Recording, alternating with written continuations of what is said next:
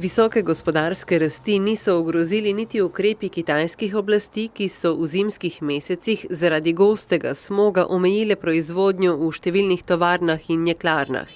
Kitajsko gospodarstvo je v prvem četrtletju beležilo rast vseh ključnih dejavnikov gospodarske rasti, a prostora za napredek je še nekaj.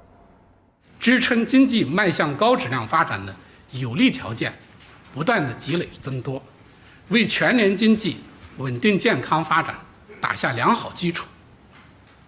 但也要看到，国际环境不确定性上升，国内发展不平衡、不充分问题仍然突出，改革发展任务艰巨。 Kljub temu, da želi Kitajska omejiti pregrevanje nepremičninskega trga, je rast obsega investicij v nepremičnine v prvem četrtletju najhitrejša v zadnjih 3 letih. Na visoko gospodarsko rast vpliva tudi vztrajno visoko domače povpraševanje.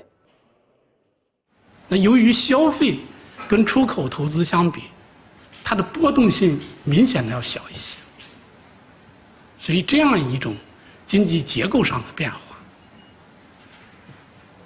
对于我们中国经济的稳定性至关的重要。 Kako bo na prihodnjo gospodarsko rast vplivala trgovinska vojna z Združenimi državami Amerike, je zaenkrat še nehvaležno napovedovati. Kitajska vseeno zagotavlja, da je na tovrstne tenzije dobro pripravljena in da nadaljnja rast gospodarske aktivnosti ni ogrožena. 宏观调控的空间来看，我们都有很大的回旋余地。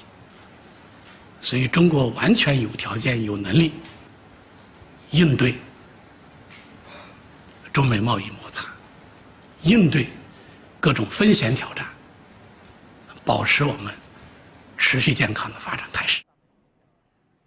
Na očitke, da Kitajska namerno ustvarja presežek v zunanjetrgovinski bilanci, v Pekingu odgovarjajo, da je cilj kitajskega gospodarstva uravnotežena zunanja menjava. 中美的这个贸易呢，不仅仅是两国之间的问题，也是一个国际性的问题。